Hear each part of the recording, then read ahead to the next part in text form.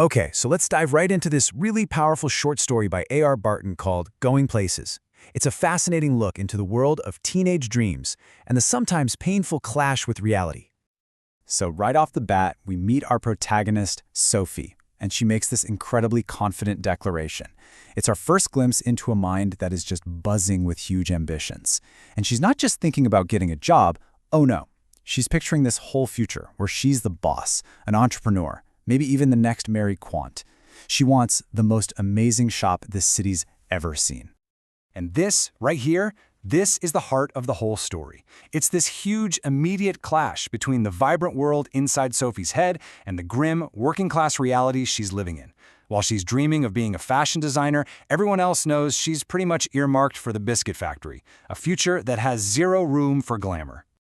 So you gotta wonder, how do the people in her life react to all these big dreams? Well, let's just say her world is pretty much a chorus of doubt. First up, you've got her friend Janzi, who knows they're both headed for the same future at the biscuit factory. She immediately hits her with a dose of reality. And you know, she's not trying to be mean here. She's just being sensible, almost trying to protect Sophie from getting her hopes up too high. And then there's her father. Picture this. He comes home all tired and grimy from work and just shoots her down. He sees her ambitions as just silly, childish fantasies. To him, if they ever get any money, it's for a blessed decent house, not some dream boutique. His disapproval is just this constant, heavy weight. And it's no wonder she wants to escape, right? Just look at the atmosphere at home. It's suffocating. This tiny, cluttered, steamy room, her father's imposing presence, you can almost feel how trapped she is. It makes her fantasies feel less like a wish and more like a necessity.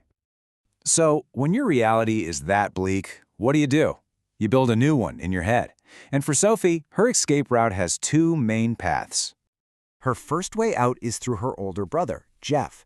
He's this quiet, mysterious guy, and in her eyes, he's the key to this whole other world she's dying to see. She imagines he has access to all those places she had never been, full of exotic, interesting people. And her daydreams, they're not small. They are massive, cinematic fantasies. She pictures herself on the back of his motorcycle, and it's like the entire world is just opening up to welcome them with a thunderous applause. But her biggest escape, the real focus of her fantasy world, is hero worship. And her hero? The one and only Danny Casey, this incredible young football star.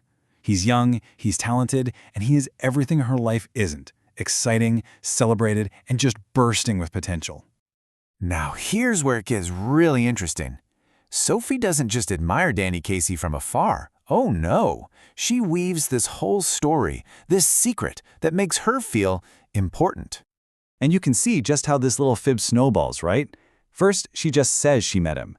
Then she starts adding these little specific details. His green eyes, the sound of his voice. Then comes the promise of a future meeting. And before you know it, it's not just about an autograph anymore. It's a full-blown secret date. And what does her brother, the first person she tells, think? He's just like, there is no way that happened. You can tell he's super skeptical, even though you get the sense a little part of him really, really wants it to be true for her. And this is so crucial. The whole point of the story, for Sophie, is that it's a secret. That's what gives it power, what makes her feel unique. So when Jeff lets it slip, she is absolutely furious. This was supposed to be their thing, a special bond, not some piece of neighborhood gossip. This chart really just paints the picture of how alone she is in this, doesn't it? You've got Sophie at 100% belief, totally living in this reality she's created. Jeff, maybe he's at, 25%? A tiny part of him hopes. But her dad? Zero. Absolutely zero. She's the only one who truly believes. All right, so this brings us to the climax of the story. This is where Sophie's perfect fantasy world is about to collide head-on with reality. So she goes to this place by the canal, a spot from her childhood that she thinks is just perfect for this secret, romantic meeting. And as she sits down to wait, you can just feel her hope and imagination running absolutely wild.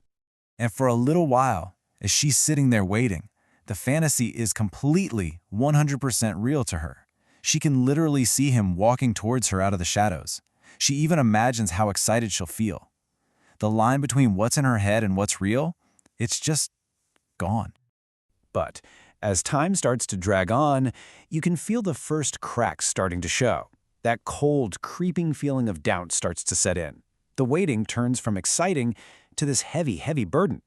She starts weighing the idea of him coming against, well, the idea of him not coming. And this line from the story just says it all, doesn't it? Resignation was no sudden thing.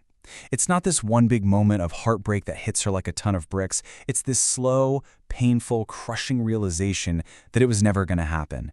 It was only ever a dream. So, what happens now? What's left after the fantasy just completely falls apart? Where does Sophie go from here? It's amazing, really. Even in this moment of crushing disappointment, she finds a way to hold on. She decides that she's going to carry the memory of how it was as a kind of shield against everyone's disbelief. She knows she has to live with the sadness now, but in her mind, she has this private truth that no one can take away. And in the end, what does she do? She walks home, and she plays the whole thing out in her mind one last time. Every single detail, from his voice to his green eyes. It just goes to show how much she needed this fantasy, even if it wasn't real. It was hers, and she was going to keep it. And that's really the question the story leaves us with, isn't it? Was all this fantasizing just a harmful delusion that was always going to end in heartbreak? Or was it something more? Was it a vital coping mechanism for a life with so few real opportunities? A way to feel special and hopeful in a world that seemed determined to keep her ordinary?